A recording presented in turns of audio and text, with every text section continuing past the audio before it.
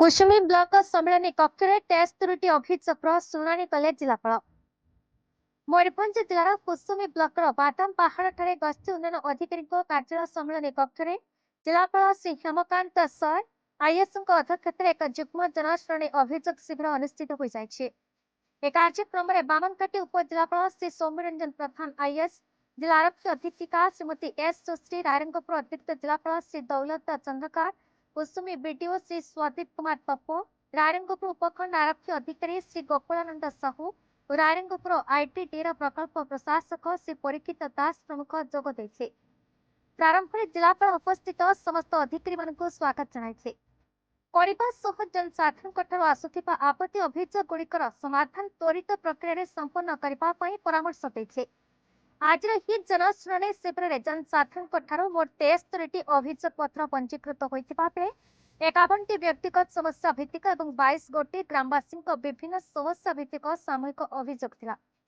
अभियोगकारी अभियोगर गुरुत्व को विचार कर जिलापाल जनक रेडक्रॉस पांठि 2000 टंका मंजूर करते 2 कोटी अभियोगर तत्काल समाधान कर अन्य आपत्ति अभियोग गुड़िकर विषय प्रसंग सविशेष तदंत कर अनुधान पूर्वक विहित कार्यानुष्ठान नेबा सह त्वरित प्रक्रिया समाधान करने संपृक्त विभाग अधिकारी जिलापाल निर्देश देते। यही अवसर में मधुबाबू पेंशन योजनार किसी हिताधिकारी कार्ड बंटन कर अनुष्ठित उक्त शिविर में कुसुमी ब्लॉक अधीनस्थ समस्त विभाग अधिकारी समेत बामनघाटी उपखंड विभिन्न उपखंड स्तरीय पदाधिकारी लाइन विभाग अधिकारी उपस्थित थिबा बेले रायरंगपुर उपजिलापाल कुसुमी गस्ती उन्नयन अधिकारी कार्यालय कर्मचारी द्वारा शिविर परिचालना कर दीर्घ वर्ष धरी कौन ब्लॉक में जिलापाल जनशुणाणी होउनथला। नूतन जिलापाल प्रयास से प्रथम करी ब्लॉक स्तरीय जनशुणाणी कुसुमी ब्लॉक में होइथिबारु अंचलवासी मध्य आनंदर लहरी खेलीजिबा सह जिलापाल प्रवाह को प्रशंसा कर साधारण लोके अल्प खर्च आम बस से आसी ब्लॉक में निजर अभियोग पत्र जिलापाल को दे पारिथिबारु खुशी होइथिले।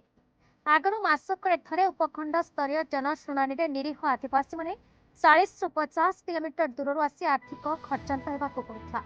खर्चांत दूरांत बहु समय नष्ट हो ग्रामांचल निरीह आदिवासी भाई भूणी मैंने रायरंगपुर उपखंड जिलापाल जनशुणाणी अंशग्रहण करने अमंग होती जहाँफल उपखंड स्तरीय जनशुणाणी 7ଟି ब्लॉक अधिकांश समय 60 ରୁ 100 भितर अभियोगकारी अभियोग पंजीकृत होती अभियोग पंजीकृत जहाँकि अति नैराश्यजनक। तेणु आगक प्रति ब्लॉक में अन्य जिला भली जिलापाल द्वारा जनशुणाणी शिविर आयोजन पर बुद्धिजीवी अंचलवासी द्वारा दाबी होछि। रायरंगपुर अक्षय विश्वाल रिपोर्ट बीई न्यूज ओडिशा।